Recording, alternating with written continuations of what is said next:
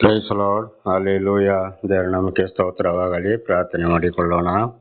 ಸರ್ವ ಸೃಷ್ಟಿಕರ್ತನಾದ ತಂದೆಯ ದೇವರೇ, ಮಗನ ದೇವರೇ, ಪರಿಶುದ್ಧಾತ್ಮನೇ, ನಿಮ್ಮ ನಾಮಕ್ಕೆ ಸ್ತೋತ್ರ. ಸ್ವಾಮಿ, ಈ ದಿವಸವು ಈ ಸಮಯವು ಕೂಡ ನಿಮ್ಮಿಂದ ನೇಮಕವಾದಂತಹ ದಿವಸ ಸಮಯವಾಗಿದೆ, ಅದಕ್ಕಾಗಿ ಸ್ತೋತ್ರ.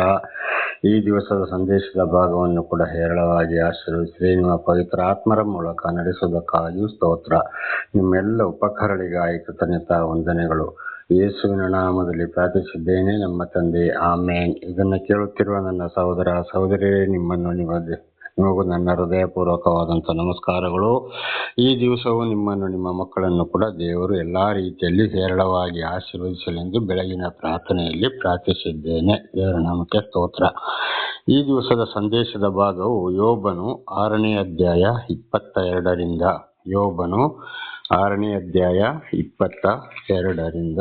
ದೇವರ ನಾಮಕ್ಕೆ ಸ್ತೋತ್ರವಾಗಲಿ.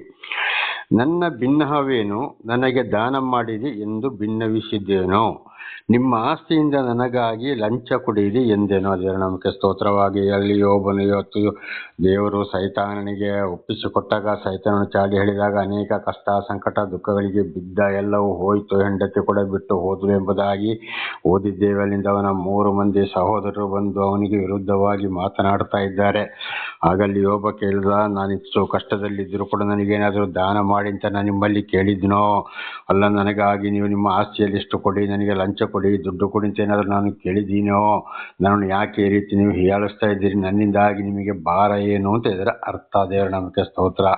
ಹಾಗೆ ಇವತ್ತು ನಾವು ಕೂಡ ದೇವರೊಂದಿಗೆ ಜೀವಿಸುವಾಗ ಬರುವಂಥ ಅನೇಕ ಕಷ್ಟ, ಸಂಕಟ, ದುಃಖಗಳು ಬಂದಾಗ ಇನ್ನೊಬ್ಬರಲ್ಲಿ ಅಯ್ಯೋ ನನಗೆ ಊಟ ಕೊಡಿ, ಬಟ್ಟೆ ಕೊಡಿ, ಆಸ್ಪತ್ರೆ ಕೊಡಿ, ಅದು ಕೊಡಿ, ಇದು ಕೊಡಿ ಅಂತ ಯಾವುದೂ ನಾವು ಬೇಡಕ್ಕೆ ಹೋಗಬಾರದು. ಬೇಡಿದ್ರೆ ಅವ್ರೇನು ಹೇಳ್ತಾರೆ, ಅಯ್ಯೋ ನೋಡಿ, ಈಗ ಇವತ್ತು ಕೂಡ ಅನೇಕರು ದೇವರು ದೇವರು ದೇವ್ರು ಅಂತೇಳಿ ಹಿಂಬಾಲಿಸ್ತಾರೆ. ಯಾಕೆ ಈ ರೀತಿ ಕಷ್ಟ, ಸಂಕಟ, ದುಃಖಗಳು ಬಂತು? ಅವನ ಹೆಂಡತಿ ಕೂಡ ಅದನ್ನೇ ಹೇಳಿ, ನಿನಗೆ ನಿನ್ನ ಯಥಾರ್ಥವನ್ನು ನೀನು ಇನ್ನೂ ಬಿಡ್ಲಿಲ್ವೋ? ದೇವರು ತಿಳ್ಕೊಂಡು ನೀನು ಸಾಯಿ ಅಂತೇಳಿ ಬಿಟ್ಟು ಓಡಿದ್ಲು. ಸ್ವಂತ ಹೆಂಡತಿಯೇ ಹೀಗೆ ಹೇಳಿದ್ಲಾಗ ಬೇರೆಯವರು ಹೇಳದೆ ಬಿಡ್ತಾರಾ? ಇಲ್ಲ. ಆದ್ದರಿಂದ ನಮಗೆ ಬರುವಂತಹ ಕಷ್ಟ, ಸಂಕಟ, ದುಃಖಗಳಲ್ಲಿ ಯಾರ ಹತ್ರನೂ ನಾವು ಕೈ ಚಾಚಿ ಕೇಳಕ್ಕೆ ಹೋಗಬಾರ್ದು. ನಮಗೆ ಬೇಕಾಗಿದ್ದನ್ನು ದೇವರ ಮೇಲೆ ಸರಿಯಾದ ಭರವಸೆ ಇಟ್ಟು ನಾವು ಮುಂದೆ ಜೀವಿಸುವುದಾದರೆ ನಮಗೆ ಬೇಕಾಗಿದ್ದನ್ನು ದೇವರೇ ಕೊಟ್ಟು ನಡೆಸುವವರಾಗಿದ್ದಾರೆ. ಇದು ಕೂಡ ಇವತ್ತು ಕೆಲವೊಂದು ಮಂದಿ ಸಾಕ್ಷಿಗಳಾಗಿದ್ದಾರೆ. ದೇವರ ನಾಮಕ್ಕೆ ಸ್ತೋತ್ರವಾಗಲಿ. 23ನೇ ವಚನ. ವಿರೋಧಿಯ ಕೈಯಿಂದ ನನ್ನನ್ನು ರಕ್ಷಿಸಿರಿ ಎಂದು ನಾನು ಕೇಳಿಕೊಂಡೇನೋ. ನೋಡಿ, ಬನ್ನಿ, ನನ್ನ ವಿರೋಧಿಗಳು ನನಗೆ ಬೇಕಾದಷ್ಟು ಇರ್ಬೋದು, ರಕ್ಷಿಸಿರಿ ಅಂತ ನಾನು ನಿಮ್ಮ ಹತ್ರ ಕೇಳಿಕೊಂಡೇನೋ ಅಂತ ಯೋಬನವನ ಸ್ನೇಹಿತರಿಗೆ ಹೇಳ್ದ. ಹಾಗೆ ನನಗೆ ಕೂಡ ಸಹಾಯ ಮಾಡಿ, ಅವರು ಹಾಗೆ ಹೇಳಿದ್ರು, ಹೀಗೆ ಹೇಳಿದ್ರು, ಏನಾದರೂ ನಾವು ಕೊಡೋದು ಬೇಡಕ್ಕೆ ಹೋಗಬಾರ್ದು. ಏನೇ ಇದ್ದರೂ ದೇವರೊಂದಿಗೆ ಭಯ ಭಕ್ತಿಯಲ್ಲಿ, ಪ್ರೀತಿಯಲ್ಲಿ, ವಾಕ್ಯಕ್ಕೆ ವಿಧೇಯರಾಗಿ ಜೀವಿಸಬೇಕು. ಇನ್ನೊಬ್ಬರ ಹತ್ರ ನಾವು ಆಶಯ ಬೇಡಬಾರದು ಅಂತ ಇದರ ಅರ್ಥವಾಗಿದೆ. ಬಲಾತ್ಕರಿಸುವವರಿಂದ ನನ್ನನ್ನು ವಿಮೋಚಿಸಿರಿ ಎಂದು ಬೇಡಿಕೊಂಡೇನೋ. ನೋಡಿ, ಎಲ್ಲ ರೀತಿಯ ಬಲಾತ್ಕಾರ ವೈರಿಗಳು ಇದ್ದಾರೆ, ಅವರಿಂದ ಏನಾದರೂ ನನಗೆ ರಕ್ಷಣೆ ಕೊಡಿ, ರಕ್ಷಿಸಿರಿ ಅಂತ ನಿಮ್ಮ ಹತ್ರ ಸಹಾಯಕ್ಕೆ ಕೇಳಿದ್ದೀನೋ? ಇಲ್ಲ. ಹಾಗೆ ನಾವು ಮುಂದೆ ಸಾಗಬೇಕಾಗಿದೆ. 24ನೇ ವಚನ.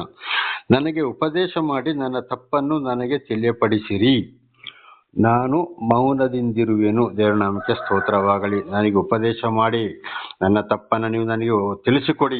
ನೋಡಿ, ಅಲ್ಲಿ ಶಾಂತಿ ಸಮಾಧಾನದಲ್ಲಿ ಹೋದ. ಅಲ್ಲಿ ಏನು ತಪ್ಪಿದೆ? ನಾನು ಯಾರ ಹತ್ರ ಬೇಡಿಕೊಂಡೆ? ಯಾರ ಹತ್ರ ಲಂಚ ಮಾಡಿದೆ? ಯಾರ ಹತ್ರ ಕಿತ್ತುಕೊಳ್ಳಕ್ಕೆ ಹೋದೆ? ಯಾರ ಹತ್ರ ನಾನು ಸಹಾಯಕ್ಕಾಗಿ ಬೇಡಿಕೊಂಡಿದ್ದೇನೆ? ಇಲ್ಲ, ನನಗೆ ಉಪದೇಶ ಮಾಡಿ, ನಾನು ಮೌನದಿಂದ ಇರ್ತೇನೆ, ನನ್ನ ತಪ್ಪಿದ್ದರೆ ತಿಳಿಯಪಡಿಸಿ. ಈ ರೀತಿ ನಮ್ಮ ಜೀವಿತ ಕೂಡ ಆಗಬೇಕು. ವಿರೋಧಿಗಳೊಂದಿಗೆ ನಾವು ಕೂಡ ಹೀಗೆ ಮಾತಾಡಬೇಕಾಗಿದೆ. ಅಂದರೆ ನಮ್ಮಲ್ಲಿ ಯಾವುದೇ ಕಾರಣಕ್ಕೂ ತಪ್ಪು ಇರಬಾರದು. 25ನೇ ವಚನ. ನೀತಿಯ ನುಡಿಗಳು ಎಷ್ಟೋ ಖಂಡಿತವಾಗಿಯೇ, ಆದರೆ ನಿಮ್ಮ ಖಂಡನೆಯು ಖಂಡಿಸುವುದೇನು? ನೀತಿಯ ನುಡಿಗಳು ಎಷ್ಟೋ ಖಂಡಿತವಾಗಿಯೇ. ಸತ್ಯವನ್ನು ಹೇಳಿದಾಗ, ಸತ್ಯ ಜೀವಿಸುವಾಗ ಅದಕ್ಕೆ ಖಂಡಿತವಾಗಿ ಬೆಲೆ ಇದೆ, ನ್ಯಾಯ ಇದೆ. ಈ ಲೋಕದವರು, ಈ ಮನುಷ್ಯರು ನಮಗೆ ಘನಮಾನ ಸಲ್ಲಿಸದ ಹೋದರೂ, ನಮಗೆ ಗೌರವ ಕೊಡೋದ್ರು, ದೇವರು ನಮಗೆ ಘನತೆ ಗೌರವವನ್ನು ಕೊಡುವವರಾಗಿದ್ದಾರೆ. ದೇವರು ಪ್ರತಿಯೊಂದಕ್ಕೂ ನ್ಯಾಯ ತೀರಿಸುವವರಾಗಿದ್ದಾರೆ. ಆದರೆ ನಿಮ್ಮ ಖಂಡನೆಯು ಖಂಡಿಸುವುದೇನು? ಸ್ನೇಹಿತರು ನೋಡಿ, ಅಲ್ಲಿ ಅವರು ಸರಿ ಇರಲಿಲ್ಲ, ಅವರು ಲೋಕದ ವಿಷಯಗಳು. ಆಗ ನಿಮ್ಮ ಜೀವಿತವೇ ಈ ರೀತಿ ಇದ್ದು ನನಗೇನು ಬುದ್ಧಿವಾದ ಹೇಳ್ತೀರ? ನಾನು ನಿಮ್ಮಾಗಿದ್ದೀನೋ? ಯಾರಿಗೆ ಏನು ತೊಂದರೆ ಮಾಡಿದೆ ಎಂಬುದಾಗಿ ಯೋಬ ಅವರಲ್ಲಿ ಪ್ರಶ್ನೆ ಮಾಡಿದ. ಹಾಗೆ ಇವತ್ತು ನಮ್ಮ ಜೀವಿತವು ಕೂಡ ಹೀಗೆ ಇರಬೇಕು. ನಮ್ಮ ತಪ್ಪುಗಳು ಇತರರಿಗೆ ಸಿಕ್ಕಬಾರ್ದು, ಇತರ ಯಾವುದಕ್ಕೂ ಹೋಗಬಾರ್ದು. ದೇವರನ್ನೇ ಹಿಂಬಾಲಿಸಿ ನಾವು ಮುಂದೆ ಸಾಗಬೇಕಾಗಿದೆ. ದೇವರು ನಮಗೆ ಸ್ತೋತ್ರ. 26. ಬರೀ ಮಾತುಗಳನ್ನು ಖಂಡಿಸಬೇಕೆನ್ನುವಿರೋ? ದೆಸೆಗೆಟ್ಟವನ ಮಾತುಗಳು ಗಾಳಿಗೆ ಹೋಗತಕ್ಕವುಗಳಲ್ಲವೇ? ಅಯ್ಯೋ, ನನ್ನ ಮಾತುಗಳಲ್ಲಿ ಮಾತ್ರ ನನ್ನನ್ನು ಸಿಕ್ಕಿಸಿ ನನ್ನನ್ನು ಒಂದು ವಿರೋಧಿಯನ್ನಾಗಿ ಮಾಡಬೇಕು, ಕೆಟ್ಟವನನ್ನಾಗಿ ಮಾಡಬೇಕು, ನನ್ನನ್ನು ಹೀಯಾಳಿಸ್ಬೇಕು ಅಂತ ನೀವು ಯೋಚನೆ ಮಾಡ್ತೀರೋ? ನನ್ನ ದೆಸೆಯನ್ನು ಕೆಟ್ಟು ಹೋಗಿದೆ, ಆದರೆ ನನ್ನ ಮಾತುಗಳು ಯಥಾರ್ಥವಾಗಿ ಈ ಪರಿಸ್ಥಿತಿ ಬಂದಿದ್ದೆ, ಈಗ ನಾನು ಬಂದಿದ್ದೇನೆ. ಅದರಿಂದ ನಿಮಗೆ ಏನಾಗಿದೆ, ನೀವು ಲೋಕದವರು, ನಿಮಗೆ ಎಲ್ಲವೂ ಇದೆ. ನನ್ನ ಮಾತುಗಳು ನ್ಯಾಯ ಇದ್ದರೂ ಕೂಡ ಗಾಳಿಗೆ ತೂರತಕ್ಕವುಗಳಾಗಿದ್ದೇವೆ. ಹಾಗೆ ಇವತ್ತು ನಾವು ಎಂಥ ಕಷ್ಟ, ಸಂಕಟ, ದುಃಖದಲ್ಲಿದ್ದಾಗಲೂ ಸರಿಯಾಗಿ ನ್ಯಾಯ ರೀತಿಯಲ್ಲಿ ಮಾತಾಡ್ತಾ ನಡೆ, ನುಡಿ, ಕ್ರಿಯೆಗಳು ದೇವರಿಗೆ ಪ್ರೀತಿಯಾದರೆ ಎಷ್ಟೇ ಹೇಳಿದ್ರು ಕೂಡ ಲೋಕದವರಿಗೆ ನಮ್ಮ ಮಾತುಗಳು ಲೆಕ್ಕಕ್ಕಿಲ್ಲ. ಯಾಕೆಪ್ಪ ಅಂದರೆ ನೋಡು, ಅವನು ಬಹಳ ಬುದ್ಧಿವಂತನಾಗಿ ಮಾತಾಡ್ತಾನೆ, ನ್ಯಾಯವಂತನಾಗಿ ಮಾತಾಡ್ತಾನೆ, ಅವನಿಗೆ ಯಾಕಪ್ಪ ಈ ಕಷ್ಟ ಅಂತೇಳಿ. ಆದರೆ ಯಾಕೆ ಬಂತು, ಏನು ಬಂತು, ಅವನ ಮಾತಲ್ಲಿ ಸತ್ಯ ಇದೆಯೋ, ಯಥಾರ್ಥ ಇದೆಯೋ, ನೀತಿವಂತನ ಇದೆಯೋ, ನ್ಯಾಯ ಇದೆಯೋ ಅಂತ ಅದನ್ನು ತಿಳ್ಕೊಳ್ಳೋದಿಲ್ಲ. ಲೋಕದ ವಿಷಯಗಳು ಅವರು ಏನು ಮಾಡ್ತಾರೆ, ಅವರ ಬಲಾತ್ಕಾರದಲ್ಲಿ ಹೋಗ್ತಾರೆ. ಹಾಗೆ ನಾವು ಏನೇ ಆದರೂ ಕೂಡ ನಮ್ಮ ನೀತಿ ಮಾರ್ಗವನ್ನು ನಾವು ಬಿಡಬಾರದು. ದೇವರ ನಾಮಕ್ಕೆ ಸ್ತೋತ್ರವಾಗಲಿ. ಹಲ್ಲೆಲೂಯಾ. 27ನೇ ವಚನ. ನೀವು ಚೀಟಿ ಹಾಕಿ ಆ ಅನಾಥನನ್ನು ತೆಗೆದುಕೊಳ್ಳುವವರು ಸ್ನೇಹಿತನನ್ನು ವಿಕ್ರಯಿಸುವವರು. ನೀವು ಚೀಟಿ ಹಾಕಿ ಅನಾಥನನ್ನು ತೆಗೆದುಕೊಳ್ಳುವವರು ಸ್ನೇಹಿತರನ್ನು ವಿಕ್ರಯಿಸುವರು. ಯಾರಾದರೂ ಒಬ್ಬರು ಒಂದು ಅನಾಥ ಮಕ್ಕಳಿದ್ರೆ ಅವ್ರನ್ನ ಏನು ಮಾಡ್ತೀರಾ, ಚೀಟಿ ಹಾಕಿ ನಮಗೆ ಬೇಕು ಅಂತೇಳಿ ನೀವು ಕೇಳ್ಕೊಳ್ತೀರಾ. ಸ್ನೇಹಿತನನ್ನು ವಿಕ್ರಯಿಸುವವರು.